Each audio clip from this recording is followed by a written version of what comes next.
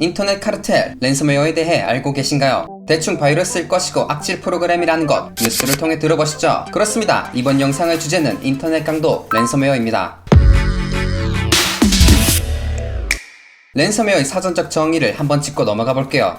랜섬웨어란 사용자의 휴대폰, 컴퓨터 또는 클라우드의 파일을 암호화하여 사용자의 접근을 막아버리는 멀웨어의 한 가지 유형이라고 정리할 수 있습니다. 그럼 멀웨어는 또 뭐야? 멀웨어란 간단하게 말해서 컴퓨터, 핸드폰 등을 감염시키도록 설계된 악성 코드를 총칭하는 단어, 즉 여러분이 알고 있는 컴퓨터 바이러스라고 생각하시면 편할 것 같네요. 아무튼 랜섬웨어는 우리의 소중한 파일을 락다운시키는 아주 악질적인 프로그램의 일종이라고 생각하시면 되겠습니다. 사소한 클릭 한 번으로 누구나 걸릴 수 있고 컴퓨터 보안이 대단한 것도 작은 실수로 돌려버릴 수 있는 것이죠. 여러분의 소중한 직박구리 폴더 속 동영상 파일이 모두 인질로 잡혀버릴 수 있으니 백업하는 습관을 잘 들이셔야 할 겁니다. 그렇다면 랜섬웨어의 시조는 어디에서 왔을까? 이 해답을 저와 함께 찾아보시죠.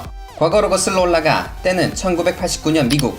여기 한 남자가 있습니다. 그의 이름은 조셉 팝. 하버드 대학교의 영장유학 및 진화생물학의 박사 학위를 가진 그로부터 최초라 불리는 랜섬웨어의 형태를 갖춘 해킹이 일어나게 됩니다. 최초의 랜섬웨어 형태의 공격명은 에이즈, 어디서 많이 들어본 단어이죠. 에이즈 정보 디스크 또는 PC 사이보그, 트로의 목마라고도 불린 공격 기법은 온라인이 아닌 오프라인에서 이루어졌으며 세계보건기구의 에이즈 학회 참석자들에게 2만 개의 감염된 디스크를 나누어주며 시작되었습니다. 디스크에는 에이즈 정보, 입문용 디스켓이라는 레이블이 붙어 있었고 플로피 디스크를 실행하게 되면 다음과 같은 메시지가 팝업되며 최초의 랜섬웨어 공격을 받게 되는 것이죠.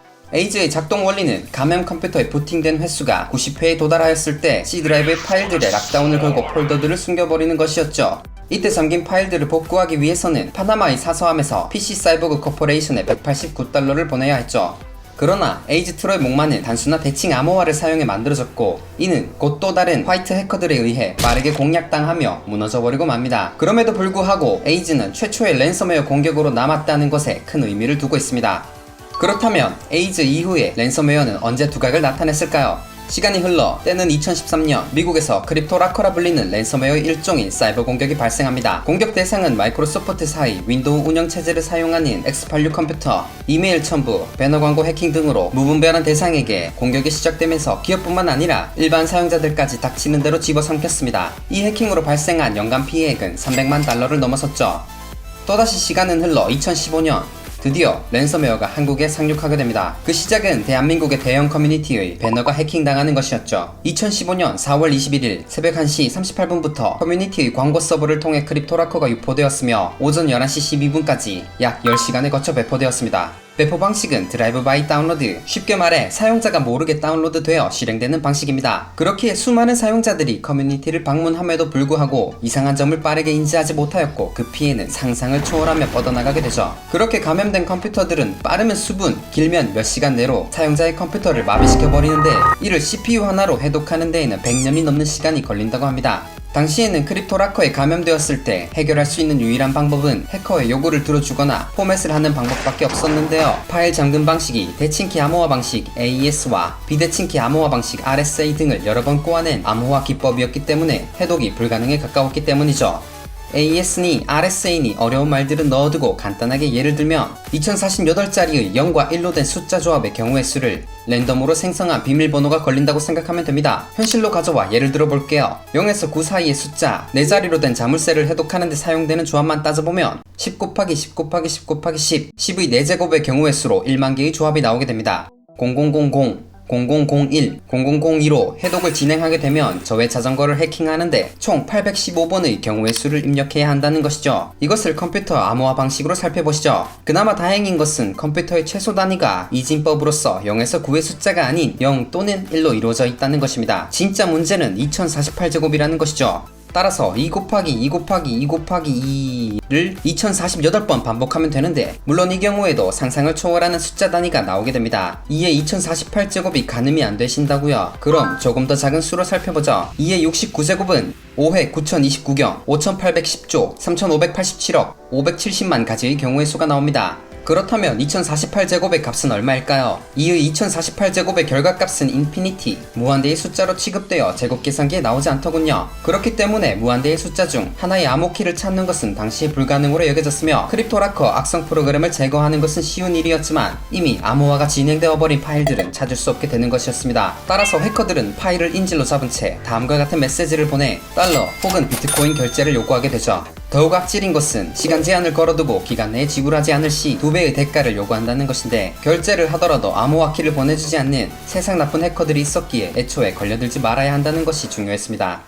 현재의 기술로는 크립토라커에 대한 복원이 가능하다고 알려져 있습니다. 그렇다면 이 무시무시한 크립토라커를 개발한 사람은 누구일까? 크립토라커의 개발자는 러시아 국적의 해커 예브게니 미하일로비치 보가체프. 이 남자는 FBI에서 현상금 300만 달러, 한화 약 33억 원의 현상금을 걸어 수배한 해커였으며 정확한 시기는 알 수 없으나 17년도 즈음에 체포되었다고 전해집니다. 그는 해킹 프로그램 제우스, 게임 오버 제우스 등을 개발해 전 세계 1억 달러 이상의 손실을 야기한 인물이며 세계에서 가장 악랄하고 위험한 해커로 알려져 있습니다. 인류 역사상 가장 악랄한 해커에 대해서는 다른 편에서 다뤄보도록 하죠. 마지막으로 얼마 전 랜섬웨어로 가장 크게 이슈가 된 미국의 석유관 업체 콜로니얼 파이프라인 사건을 알아보도록 하죠. 때는 2021년 5월 7일 미국의 최대 석유관 운영사인 콜로니얼 파이프라인의 유류 운송 가동이 중단된 사건이 발생했습니다. 콜로니얼 파이프라인이 뭔데? 라고 물어보신다면 콜로니얼 파이프라인은 5,500마일, 8,850km에 달하는 상상을 초월하는 길이의 석유관입니다. 그 길이는 서울에서 부산을 무려 11번 왕복을 하고도 남을 길이이며 KTX의 최고 속력으로 하루를 꼬박 넘게 달려야 끝까지 갈 수 있는 엄청난 규모를 자랑하죠. 콜로니얼 파이프라인은 미국의 남부 텍사스에서 시작해 루이지애나, 미시시피, 엘라베마, 조지아, 사우스캐롤라이나, 노스캐롤라이나를 지나 뉴저지까지 연결되어 있고 매일 동부 연료 사용량의 절반가량인 250만 배럴의 연료를 동부로 운송하는 역할을 하죠. 수많은 도시를 커버하고 대한민국 인구에 육박하는 5천만 명의 유류를 담당하는 석유관이 랜섬웨어에 의해 셧다운된 것입니다. 이 사건은 온라인 사용자들의 파일이 묶여 피해를 입는 것이 아닌 실제 차량을 이용해 이동하는 혹은 그 밖의 기름을 필요로 하는 일반인들이 그 피해를 고스란히 떠안게 되는 사건이었으며 유류값이 폭등하거나 기름을 구하기 위해 폭력 사태까지 일어나는 계기가 되었습니다. 즉 랜섬웨어의 공격 대상에는 모두가 포함되어 있다는 것을 의미하고 인터넷 세상 속 이야기가 아닌 현실과 마주하고 있다는 것 모두가 인식하고 정보 보안에 주의를 기울여야 할 때입니다. 콜로니얼 파이프라인 사태는 6일이 지난 5월 12일까지 지속되었고 피해 규모가 수백억 대를 기록하며 다크사이드라 불리는 해커 집단에 한화 약 57억 원 가량의 가상화폐를 지불하며 사태가 일단락되었습니다. 그 와중에 100GB가 넘는 내부 문서들을 해킹당했기 때문에 추가 공격이 없을 것으로는 단정하지 못하는 상황이죠. 그렇다면 어떻게 해야 랜섬웨어에 걸리지 않을 수 있을까요? 한국인터넷진흥원에서 발표한 랜섬웨어 피해 예방 5대 수칙은 다음과 같습니다.